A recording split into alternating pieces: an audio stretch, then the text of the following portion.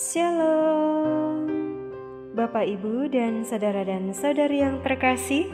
Jumpa lagi dalam Sikat Sabda Iman Katolik, Jumat Pekan Biasa ke-31, 5 November 2021. Bacaan hari ini dari Injil Lukas bab 16 ayat 1-8. Marilah kita siapkan hati dan pikiran kita untuk mendengarkan sabda Tuhan.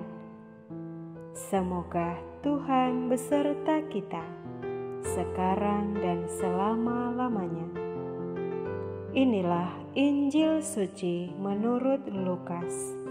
Dimuliakanlah Tuhan. Pada suatu ketika, berkatalah Yesus kepada murid-muridnya, ada seorang kaya yang mempunyai seorang bendahara.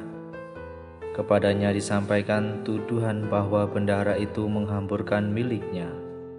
Maka si kaya itu memanggil bendaharanya dan berkata, "Apakah yang telah kudengar tentang dirimu? Berilah pertanggungjawaban atas urusanmu, sebab engkau tidak boleh bekerja sebagai bendahara lagi." Berkatalah bendahara itu dalam hatinya, "Apakah yang harus kuperbuat? Tuanku memecat aku dari jabatanku, mencangkul aku tidak dapat, mengemis aku malu. Aku tahu apa yang akan kuperbuat, supaya apabila aku dipecat dari jabatanku sebagai bendahara, ada orang yang mau menampung aku di rumah mereka." Lalu ia memanggil satu demi satu orang yang berutang kepada tuannya. Berkatalah ia kepada yang pertama, "Berapa besar utangmu pada tuanku?" Jawab orang itu, 100 tempayan minyak. Lalu kata bendahara itu, "Inilah surat utangmu. Duduklah dan buatlah surat utang lain sekarang juga, 50 tempayan. Kemudian ia berkata kepada yang lain, "Dan saudara, berapa utangmu?" Jawab orang itu, 100 pikul gandum. Katanya kepada orang itu, "Inilah surat utangmu. Buatlah surat utang lain 80 pikul." Bendahara yang tidak jujur itu dipuji tuannya, karena ia tidak bertindak dengan cerdik. Sebab anak-anak dunia ini lebih cerdik terhadap sesamanya daripada anak-anak terang. Demikianlah sabda Tuhan. Terpujilah Kristus. Bapak, Ibu, dan saudara-saudari yang terkasih, renungan hari ini akan dibawakan oleh Suster Aprilia Anastasia Yuliani Alma dari Malang. Selamat mendengarkan. Saudara-saudariku yang dikasihi Tuhan, tema renungan kita pada hari ini ialah tentang bagaimana mengelola harta milik itu dengan kejujuran dan kebenaran. Bapak, Ibu, dan saudara-saudariku yang dikasihi Tuhan, melalui perumpamaan yang disajikan dalam bacaan Injil pada hari ini, yaitu tentang kisah bendahara yang tidak jujur, sesungguhnya Yesus telah memberikan salah satu pelajaran yang sangat berharga dalam hidup kita. Kira-kira apakah pelajaran berharga yang dimaksud? Tentu bukanlah soal ketidakjujuran yang akhirnya dipuji oleh Yesus, melainkan bagaimana si bendahara itu kemudian mampu mengelola keuangan yang dipercayakan kepadanya dengan tindakan-tindakan yang sangat bijaksana. Jelas bahwa Injil sudah memberikan contoh bagaimana cara bendahara itu mempertanggungjawabkan keuangan yang dipercayakan kepadanya dengan baik, yaitu dengan cara mengurangi setiap beban dari orang-orang yang berhutang kepadanya. Dan ada kemungkinan ketidakjujurannya ditutup oleh kebaikan-kebaikan yang akhirnya dia lakukan. Saudara-saudariku yang dikasihi Tuhan, dalam praktek nyata kehidupan kita sehari-hari, banyak orang yang sering bekerja di bagian keuangan tentu selalu merasakan hal yang sama. Ada yang sangat senang jika dipercaya untuk memegang keuangan, karena nampaknya uang yang ada di tangannya itu sungguh-sungguh menjadi peluang yang sangat besar supaya orang bisa dapat melakukan segalanya dengan uang yang dipegangnya. Namun, bagi seorang bendahara yang jujur dan bijaksana, memegang uang yang banyak milik orang lain bukanlah hal yang mudah dan menyenangkan. Karena di situ ia dituntut untuk bisa mempertanggungjawabkan keberadaan uang yang dipegangnya itu dengan baik. Belajar dari bendahara yang tidak jujur bukan berarti bahwa kita harus menjadi orang yang kemudian tidak jujur dalam hidup. Artinya, setiap uang yang dipercayakan kepada kita boleh kita gunakan dengan sekehendak hati kita, dan bahkan tidak bisa dipertanggungjawabkan lagi. Bapak, Ibu, dan saudara-saudariku yang terkasih, tugas sebagai seorang bendahara seringkali mudah jatuh dalam dosa pemborosan dan kesalahan dalam pengelolaan keuangan. Dan dalam hal ini, orang-orang yang mempunyai keahlian mengelola keuangan sungguh-sungguh menemukan suatu tantangan yang sangat berat dalam kehidupannya. Jika salah dalam mengelola uang, maka hukuman yang sering diterima oleh bendahara semacam itu bisa jadi lambat atau cepat diproses secara hukum dan dimasukkan di dalam penjara karena tuntutan banyak orang. Namun jika ia baik dan sungguh-sungguh bijak dalam menjalankan tugasnya, maka kemudian bendahara ini akan akan mendapatkan berlipat kali ganda berkat dan kemudahan lain yang akan diperoleh di dalam kehidupannya. Saudara-saudariku yang dikasihi Tuhan, tentu tak dapat dipungkiri bahwa uang adalah suatu hal yang sangat istimewa. Boleh dikatakan barang yang sangat istimewa dan selalu dicari, dirindukan oleh banyak orang. Banyak orang bermimpi juga kalau ia mempunyai uang yang cukup banyak, maka hidupnya dapat dikatakan mendekati bahagia. Namun jika ia tidak memiliki uang,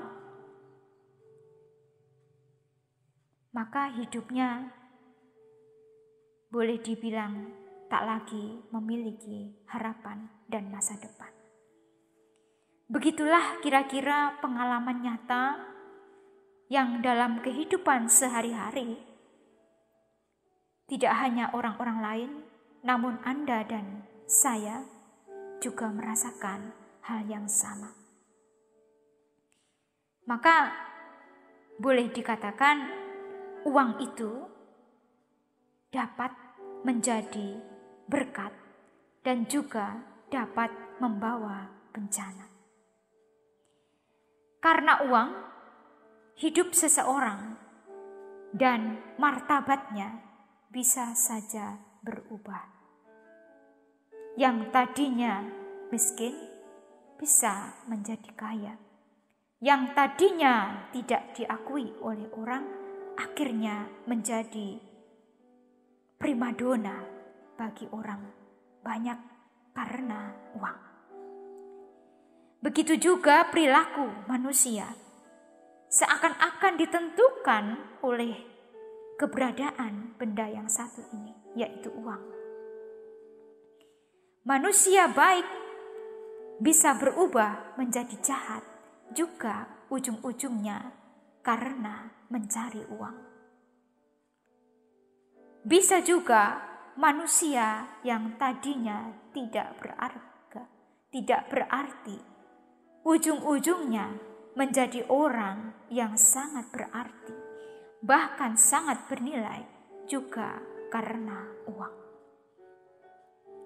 Bapak, Ibu, dan saudara-saudariku yang terkasih, dengan demikian lengkap sudah bahwa uang itu dekat dengan sumber kekayaan atau harta milik yang sangat berharga dalam hidup manusia tentunya.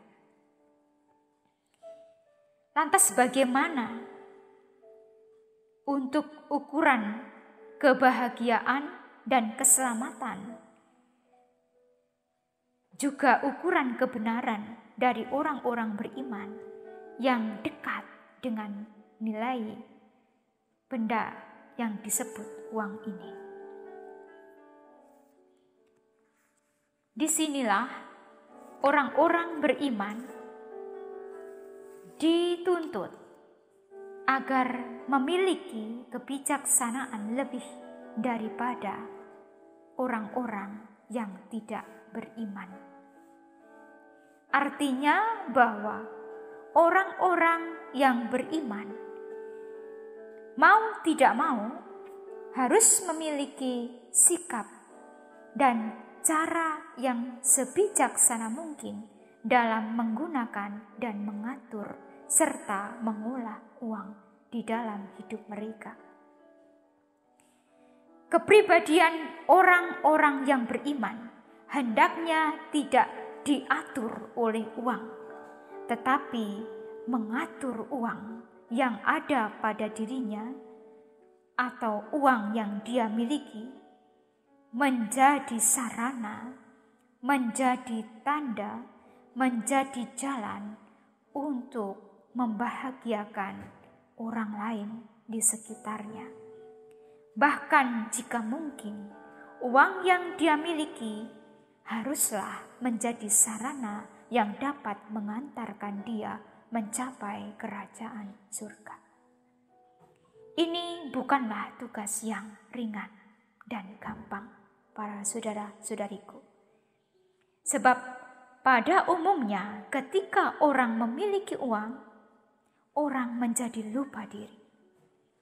Bahkan sampai mengorbankan harga dirinya yang mulia itu demi mendapatkan selembar uang atau